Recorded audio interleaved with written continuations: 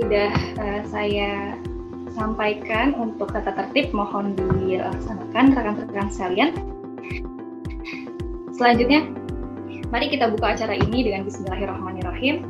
Assalamualaikum warahmatullahi wabarakatuh. Selamat pagi dan salam sejahtera untuk kita semua. Yang terhormat Sekretaris Majelis Dikdesmen PWM DKI Jakarta, Bapak Dr. Gufron Amirullah MPD. Yang terhormat Sekretaris Universitas Muhammadiyah Profesor Dr. Hamka, yang kami Bapak Emaridial Ulza SEMA. Yang kami hormati para narasumber dan moderator pada kegiatan webinar pagi hari ini. Tidak lupa teman-teman seluruh peserta webinar yang berbahagia. Selamat datang pada webinar kolaborasi pengabdian kepada masyarakat yang diselenggarakan oleh Fakultas Ekonomi dan Bisnis serta Fakultas Keguruan dan Ilmu Pendidikan Universitas Muhammadiyah Profesor Dr. Hamka bekerjasama dengan Dikdesmen PWM DKI Jakarta yang merupakan bagian dari program pengabdian kepada masyarakat. Rekan-rekan yang saya hormati, syukur alhamdulillah kita panjatkan kehadirat Allah Subhanahu wa taala atas limpahan rahmatnya sehingga kita dapat berkumpul pada webinar pagi hari ini dalam keadaan sehat walafiat.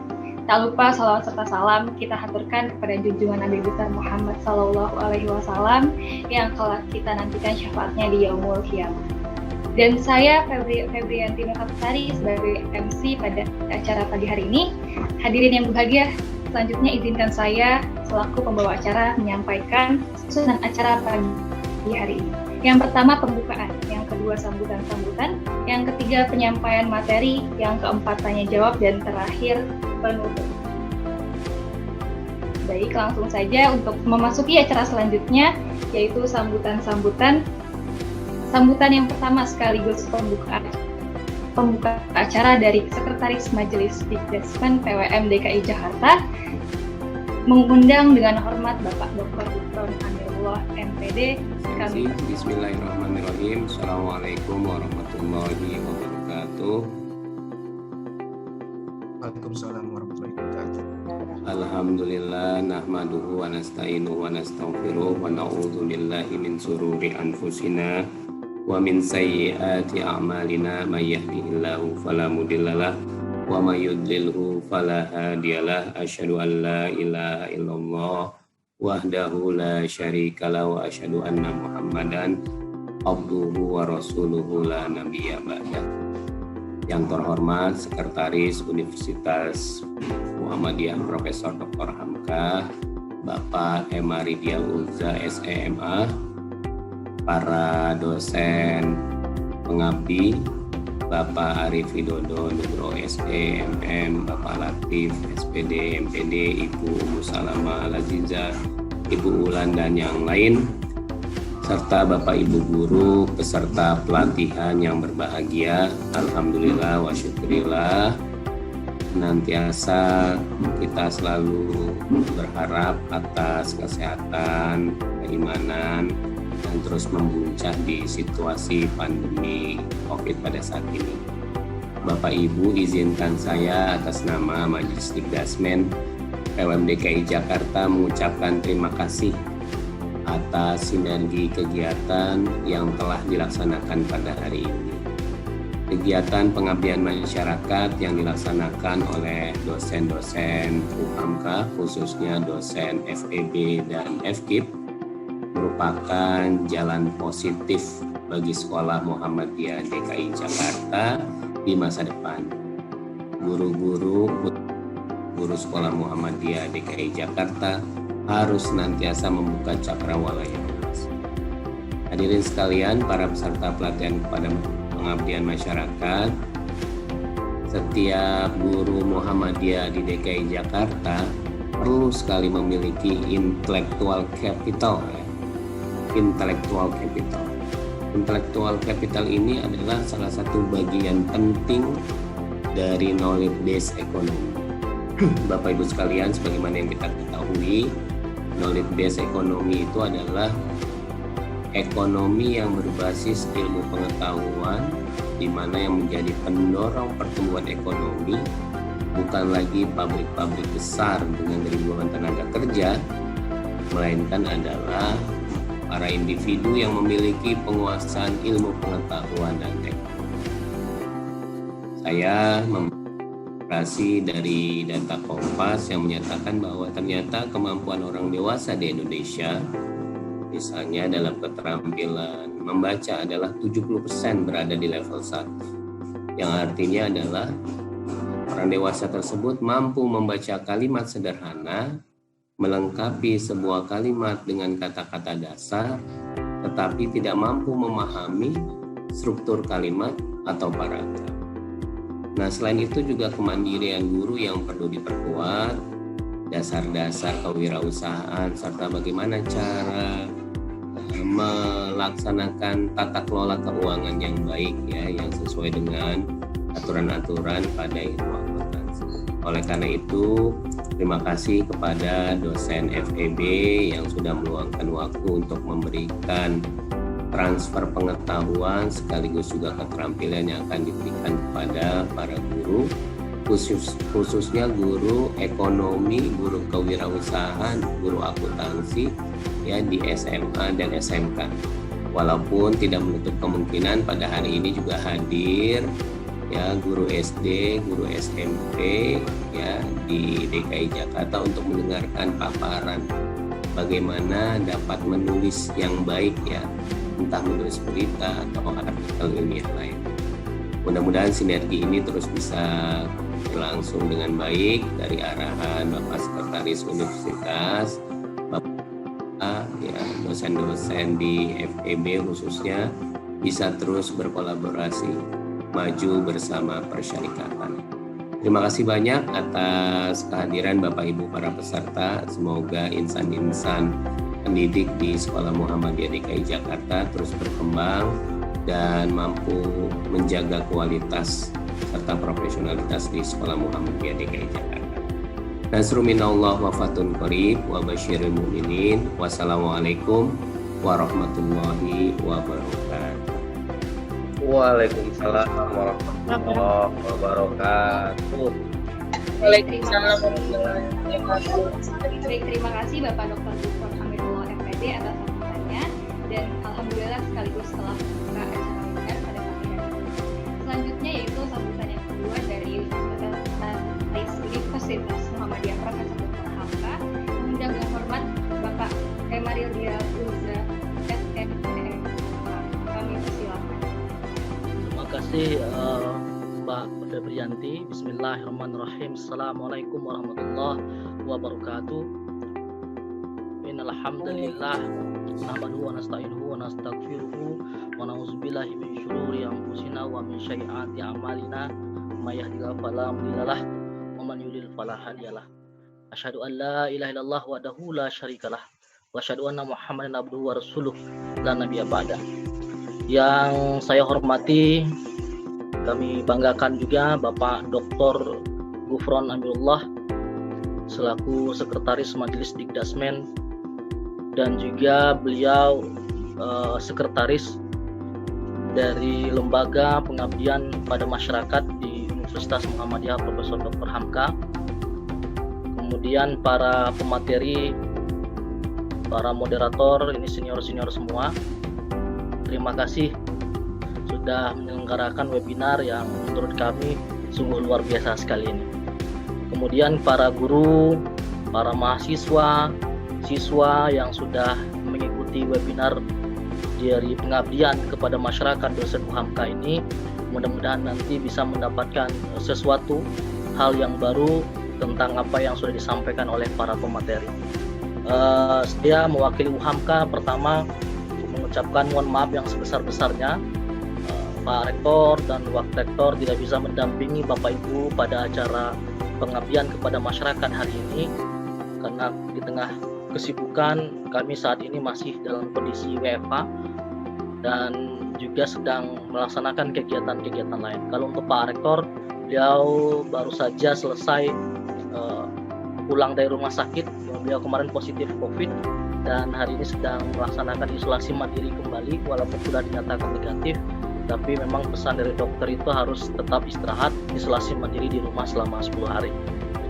Walaupun seperti itu, UHAMKA harus terus bergerak, harus terus berjalan, operasionalnya tidak boleh terhenti hanya karena pimpinan yang sedang sakit ataupun sedang melaksanakan aktivitas lain. Dan dosen-dosen UHAMKA bukan hanya FEB, FKIP, tapi semua dosen-dosen saat ini itu sedang melaksanakan pengabdian kepada masyarakat. Pak Gufron itu sudah memulai dengan sangat luar biasa sekali bahwa pengabdian kepada masyarakat di UHAMKA itu wajib menggandeng menggandeng Muhammadiyah, Perserikatan Muhammadiyah, baik itu NA-nya, Aisyah, atau juga ortom-ortom lainnya, dan juga Angkatan Muda Muhammadiyahnya itu wajib digandeng gitu. Nah, jadi itu sesuatu yang memang sudah direncanakan dan sudah dibuat dengan baik oleh LPPM gitu. Dan kami di pimpinan UHAMKA sangat mendorong dan mendukung penuh semua kegiatan yang dilakukan oleh dosen UHAMKA, terutama itu jika menyangkut dengan kemajuan dan juga menyangkut dengan hal-hal perkembangan dari Muhammadiyah ke depan seperti apa. Dan yang kedua yang perlu kami sampaikan, nanti mungkin ada pemateri yang menyampaikan tentang cara menulis artikel kah, cara membuat berita. Nah, itu penting untuk Bapak Ibu semuanya, mungkin terutama untuk sekolah-sekolah. Sehebat apapun sekolah kita, sehebat apapun kampus kita, jika tidak tersampaikan dengan baik kepada stakeholders ataupun ke shareholders kita, maka itu ya tidak ada gunanya. Walaupun konsep dari yang diajarkan di kita Muhammadiyah, kita itu harus banyak bekerja daripada berbicara. Tapi sekarang dunia itu sudah berubah gitu. Pepatah Yunani kuno itu mengatakan bahwa yang menguasai negara ataupun dunia ini adalah corong media. Nah, media itu penting. Nah, juga tidak bisa hanya sekedar membuat berita, ada tata caranya. Nah, itu nanti mungkin disampaikan oleh tim yang sudah menyiapkan materi dengan baik. Itu juga dengan artikel ilmiah, karena namanya sekolah ya, selain inovasi, kreativitas juga dituntut tentang hal-hal yang bersifat ilmiah. Nah, ini juga penting buat Bapak Ibu guru, terutama untuk mahasiswa. Dan mahasiswa ini lebih penting sekali karena tridharma mereka adalah belajar, meneliti, dan mengabdi. Nah, meneliti itulah bagian dari ilmiah yang memang harus mereka lakukan, terutama nanti ketika skripsi ataupun ditagih untuk membuat jurnal.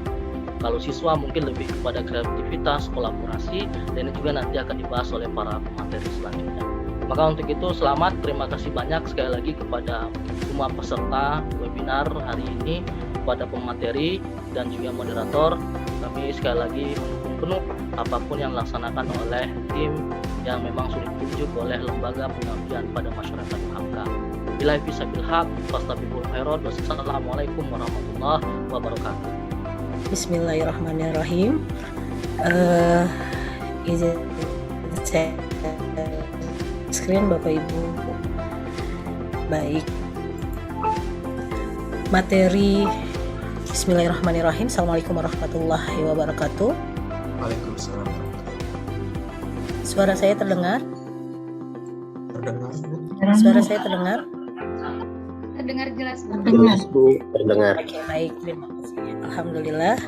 Baik, yang sama-sama kita hormati Bapak Dr. Gufron Amirullah MPD selaku Sekretaris Majelis Didaksmen PWM DKI Jakarta, yang terhormat Bapak Emeridel Ulza SEMA selaku Sekretaris UHAMKA, para narasumber hari ini, panitia dan juga audiens untuk kegiatan pengabdian kepada masyarakat di pagi hari ini. Perkenankan saya dengan Mulyani Wulan akan memandu untuk acara di sesi kedua ini. Ada saya memperkenalkan narasumber Ibu Larasati SPD MSc, Ibu Meta Larasati. Beliau akan menyajikan materi mengenai PSAK 1 melalui pengayaan soal-soal siklus akuntansi untuk pengajaran akuntansi keuangan. Kemudian sebagai informasi, beliau adalah merupakan dosen di Fakultas Ekonomi dan Bisnis Universitas Muhammadiyah Profesor Dr. Hamka, dan sekaligus menjabat sebagai Kepala Program Studi atau Kaprodi S1 Akuntansi. Beliau menyelesaikan pendidikan S1 pada Program Studi Pendidikan Akuntansi di Universitas Negeri Jakarta tahun 2012, yang dilanjutkan pendidikannya pada Universitas Gadjah Mada di Master of Science in Accounting dan lulus pada tahun 2015. Mengundang dengan hormat Ibu Meta Larasati, SPD MSc. Silakan. Baik, bismillahirrahmanirrahim. Oke, baik, bismillahirrahmanirrahim. Assalamualaikum warahmatullahi wabarakatuh. Teman-teman guru di sini, Bapak Ibu guru di sini, saya sangat senang bisa bertemu Bapak Ibu guru di sini karena dulu juga saya adalah seorang guru gitu ya, Bapak Ibu guru. Lalu mencoba peruntungan untuk melamar Bapak dan ternyata alhamdulillah jadi saya sangat mengetahui pengalaman seorang guru yang membimbing mahasiswa siswanya benar-benar dengan baik. Mungkin saya mulai share screen aja ya Bapak Ibu. Bu Meta mohon izin, yang satu di off Bu Meta. Oke. Yang satu di off. Biar tidak ada dengung. Terima kasih. Monggo dilanjutkan. Di sini saya akan sharing aja ya kita tentang PSAK 1, yaitu penyajian laporan keuangan. Mungkin yang menyambung dari tadi materi dari Bu Salma, karena Bu Salma tentang keuangan UMKM ya Bapak Ibu. Nah di sini apabila UMKM sudah berkembang, nah untuk mencari mencari sumber dana untuk menghimpun dana gitu ya, kita kan bisa meminjam uang ke bank. Kalau meminjam uang ke bank itu kan harus ada laporan keuangan yang rigid gitu ya Bapak Ibu. Jadi saya berharap ini berguna bukan hanya untuk Bapak Ibu guru yang mengajar ekonomi atau akuntansi, tapi untuk semuanya. Oke baik, ini PSAK 1. PSAK 1 itu adalah tentang penyajian laporan keuangan. Penyajian laporan keuangan. Di sini PSAK di Indonesia itu sangat berkembang ya Bapak Ibu. Jadi awalnya itu memang PSAK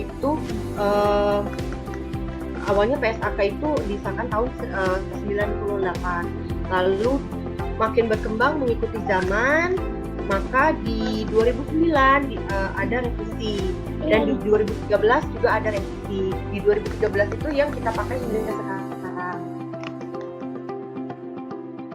Di PSAK 1 itu adalah perubahan antara PSAK 1 di 2009 dan di 2013 itu kurang lebih ada perbaikan dan penggunaan istilah yang tepat. Lalu ada beberapa perkembangan yang belum dikeluarkan di PSAK 2009, lalu mengikuti perubahan dari IAS 1. IAS itu adalah International Accounting Standard tahun 2020 tentang penghasilan komprehensif lain dan penyajian informasi komparatif. PSAK tahun 2013 itu berlaku di 2015, gitu ya. Nah, di sini ada matrik perubahan PSAK di tahun 2013, di 2013 dan di 2019. Jadi di 2019 itu sebelumnya kita mengetahui laporan laba rugi itu namanya adalah laporan laba rugi komprehensif. Tapi di 2013 laporan laba rugi itu berubah namanya menjadi laporan laba rugi dan penghasilan komprehensif lain. Lalu di 2013 diberikan definisi laba rugi, pemilik, material, penyesuaian reklasifikasi, sedangkan di 2019 tidak. Untuk komponen laporan keuangan sendiri di 2009 itu hanya ada laporan posisi keuangan, atau dulu kita kenalnya dengan raca gitu ya, tapi sekarang kan memang kita harus menyebutkannya adalah laporan posisi keuangan. Terus ada laporan laba rugi komprehensif, ada laporan perubahan ekuitas, laporan arus kas, dan catatan atas laporan keuangan. Sedangkan di 2013 ada laporan posisi keuangan, laporan laba rugi, dan penghasilan komprehensif lain. Nah itu yang diganti. Lalu dan bertambah ada informasi komparatif. Informasi komparatif itu isinya adalah informasi komparatif minimum dan tambahan. Oke, selanjutnya tujuan laporan keuangan ini adalah sebenarnya kita membuat laporan keuangan itu adalah untuk menyajikan informasi keuangan yang terstruktur dari posisi keuangan dan kinerja keuangan perusahaan atau suatu entitas. Untuk apa sih? Nah ini bermanfaat bagi beberapa kalangan seperti investor, manajemen, lalu pengambil keputusan untuk kreditor, debitur. Nah, itu adalah gunanya laporan keuangan. Ya, di sini ada komponen keuangan yang sudah saya sebutkan, Bapak Ibu. Nah, di sini ada siklus akuntansi. Mungkin untuk guru ekonomi dan akuntansi ini makanan sehari-hari ya Bapak Ibu. Pertama mungkin ada transaksi, atau transaksi itu adalah mencatat semua peristiwa yang terjadi dalam sebuah perusahaan. Ya, terus ada setelah transaksi di jurnal, lalu setelah di jurnal kita lihat mutasi akunnya itu di di account, di ledger atau buku besar. Oke, lalu setelah di buku besar kita ke trial balance. Setelah itu biasanya ada adjustment tuh. Adjustment itu adalah penyesuaian akun-akun gitu ya Bapak Ibu. Setelah itu ada di worksheet, lalu masuk statement preparation. Statement preparation itu laporan keuangan ya Bapak Ibu. Terus masuk ke closing entries, lalu ada trial balance atau neraca saldo setelah closing entries, lalu ada reverse entry. Reverse entry itu untuk mengembalikan posisi akun. Oke, di sini ada laporan posisi keuangan. Nah, ini laporan posisi keuangan tadi kan, laporan keuangan itu ada beberapa ya Bapak Ibu. Ada laporan posisi keuangan, ada laporan laba rugi dan penghasilan komprehensif lain, lalu ada laporan perubahan ekuitas, ada arus kas dan CALK. Di sini kita masuk ke komponen yang pertama nih, laporan posisi keuangan. Ada aset atau dulu kita kenal itu namanya adalah aktiva gitu Bapak Ibu. Lalu ada pasiva, ada liabilitas dan ekuitas. Kalau dulu kita kenalnya aset itu aktiva, liabilitas itu kewajiban gitu ya Bapak Ibu, ekuitas itu modal. Oke, aset di sini ada aset lancar dan aset tidak lancar. Aset lancar itu bisa berupa kas, piutang, terus ini sebenarnya nyambung dengan materinya Bu Umu ya Bapak Ibu. Ada kas, piutang. Tadi Bu Umu bilang tuh kita harus mengklasifikasikan aset kita. Nah ini asetnya ini, aset lancarnya ini. Aset lancar kita harus mengklasifikasikan kas, piutang, terus perlengkapan, terus ada persediaan gitu ya Bapak Ibu.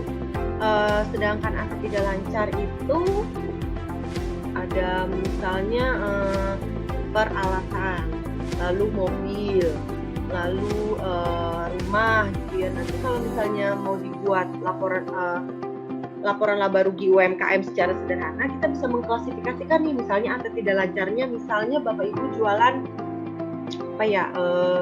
masakan gitu ya. Misal Bapak Ibu jualan masakan donat, misalnya jualan donat ya. Nah, jualan donat kita bisa mengklasifikasikan aset tidak lancarnya itu, aset tidak lancar itu kan aset yang umurnya di atas 1 tahun. Mungkin mixer itu masuk aset tidak lancar. Kalau bikin donat pakai mixer kan ya, mixer, terus kompor itu bisa masuk aset tidak lancar. Sedangkan aset lancarnya bisa masuk adalah persediaan barangnya itu, misalnya tepung, terus apalagi itu gula, mesis, terus pengembang gitu. Nah, bahan-bahan membuat donat gitu ya. Terus ada liabilitas jangka pendek dan liabilitas jangka panjang. Kalau ditanya utang bank itu masuk mana? Liabilitas jangka panjang atau liabilitas jangka pendek? Itu tergantung ya. Jika utang banknya di bawah 1 tahun itu masuk ke jangka pendek. Tapi di atas 1 tahun berarti masuk ke jangka panjang. Lalu ada ekuitas. Ekuitas misalnya juga jualan donat nih Bapak Ibu. Misalnya saya jualan donat, lalu Bu Umu mau invest ke saya. Misalnya invest berapa ya? Misalnya invest 1 juta gitu ya. Nah, itu juga bisa masuk ke dalam ekuitas gitu ya. Lalu, nah ini saya ada contoh potongan aja dari laporan keuangan dari PT KAI. PT KAI ini kan perusahaan jasa ya Bapak Ibu. Laporan keuangan yang sudah diaudit di tahun 2020. Nah, di sini ada aset lancar, aset tidak lancar, lalu ada liabilitas, dan di sini ada ekuitas. Tentu saja kalau misalnya untuk UMKM berbeda laporan keuangannya. Mungkin nanti next pengabdian kita bisa ini ya, laporan keuangan untuk UMKM ya, bulan dan Bumu ya. Teman-teman sekalian, doakan mudah-mudahan kita sehat selalu itu, kami dan teman-teman Bapak Ibu guru sekalian. Lalu kita masuk ke laba rugi dan penghasilan komprehensif lain. Laba rugi dan penghasilan komprehensif lain itu sebenarnya tujuan dari laporan laba rugi itu kan kita mau melihat ya, sebenarnya perusahaannya itu laba atau rugi sih gitu. Nah, untuk laba rugi itu di PSAK 1 itu ada dua macam pendekatan. Ada yang laporan laba ruginya itu digabung dengan laporan penghasilan komprehensif, ada yang dipisah berbeda laporan. Lalu penyajian pos luar biasa atau extraordinary item itu sudah tidak diperkenankan lagi. Misalnya kayak beban lain-lain, nah itu sudah tidak diperkenankan lagi ya.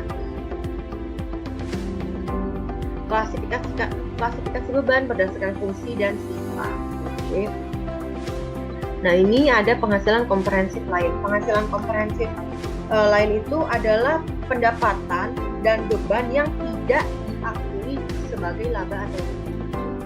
Seperti komponennya ini adalah selisih revaluasi aset tetap. Revaluasi itu adalah penilaian kembali dari aset tetap, Bapak Ibu. Kalau untuk misalnya Bapak Ibu pernah KPR gitu ya di bank, itu kan ada kalau kita mau KPR lihat rumahnya gitu ya, itu kan ada appraisal rumahnya, nah itu seperti revaluasi, nah modelnya seperti itu. Lalu ada pengukuran kembali program imbalan pasti, laba rugi dampak dari penjabaran laporan keuangan, perubahan nilai investasi available for sales, bagian efektif dari keuntungan lindung nilai arus kas, dan bagian penghasilan komprehensif asosiasi. Ini adalah contoh dari laporan laba rugi PT KAI tahun 2020 yang sudah diaudit. Ada pendapatan, beban, lalu ada laba rugi usaha. Oke, di sini ada laporan perubahan ekuitas. Laporan perubahan ekuitas itu adalah laporan perubahan modal. Jadi sebenarnya mau dilihat nih modal dari tahun sebelumnya dan modal dari periode berjalan ini, ada kenaikan atau ada pengurangan. Ini adalah contoh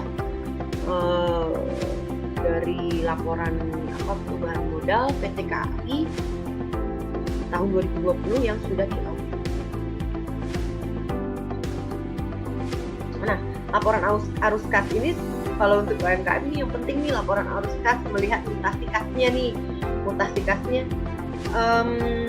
kas itu kan perpindahan kas, alur kasnya gitu, arus kasnya.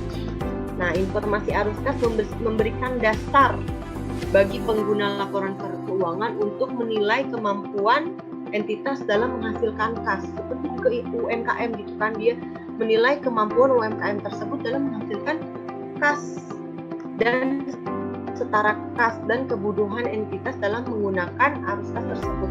Kalau ditanya sebenarnya kas itu sama nggak sih dengan keuntungan? Beda ya Bapak Ibu. Kas itu adalah sesuatu, bisa dibilang kas itu kekuatan gitu, kekuatan dari suatu perusahaan. Itu kan kas itu yang liquid ya, bisa buat bayar utang, buat beli beli persediaan, buat macam-macam lah pokoknya, buat pembiayaan operasional. Jadi kas itu kekuatan gitu, kekuatan dalam sebuah perusahaan. Dan juga UMKM. Nah, di sini ada arus kas. Contoh di laporan keuangan PT KAI tahun 2020 yang sudah diaudit. Arus kas itu ada 3, ada arus kas investasi, arus kas operasi, investasi, dan pendanaan. Di sini ada catatan atas laporan keuangan. Nah, kalau catatan atas laporan keuangan mungkin Bapak Ibu di sini kalau lagi iseng-iseng gitu ya, lihat searching aja gitu, misalnya laporan keuangan PT KAI atau laporan keuangan mandiri, Bank Mandiri gitu ya. Itu yang banyak itu adalah catatan atas laporan keuangannya. Kenapa banyak? Karena di situ berisi semua penjelasan atas setiap akun-akunnya di laporan keuangan. Bukan cuma setiap penjelasan, setiap informasinya itu bisa metode-metode yang digunakan, misalnya metode penyesuaian asetnya pakai metode garis lurus atau saldo menurun ganda. Terus macam-macam, ada revaluasi aset atau tidak di situ, terus dasar pengukuran, kebijakan dari perusahaannya, lalu ada asumsi dan estimasi seperti itu. Nah, sampai sini saya rasa sudah cukup. Terima kasih Bapak Ibu atas perhatiannya. Assalamualaikum warahmatullahi wabarakatuh. Saya kembalikan lagi kepada Ibu Meta. Waalaikumsalam warahmatullahi wabarakatuh. Terima kasih Bu Meta Larasati yang sudah memaparkan mengenai PSAK pertama atau PSAK nomor 1 dan juga kaitannya dengan jenis-jenis pada laporan keuangan. Baik Bapak Ibu dan narasumber serta masih ada Pak Gufron insya Allah ya, Pak Gufron. Saya pikir untuk materi sesi kedua sudah selesai dipaparkan. Saya kembalikan kepada MC untuk acaranya dilanjutkan. Terima kasih atas waktunya. Sekian dari saya. Assalamualaikum warahmatullahi wabarakatuh. Ya, alhamdulillah, terima kasih. Acara webinar sudah kami sama-sama laksanakan dengan baik. Karena berhubung waktu mendekati sholat Jumat juga ya, ada Zuhur. Sekian dari saya selaku MC. Terima kasih atas segala perhatian Bapak Ibu rekan-rekan semuanya. Mudah-mudahan kita bisa dipertemukan lagi dalam acara-acara selanjutnya. Wabillahi taufiq wal hidayah. Wassalamualaikum warahmatullahi wabarakatuh. Waalaikumsalam. Waalaikumsalam warahmatullahi wabarakatuh.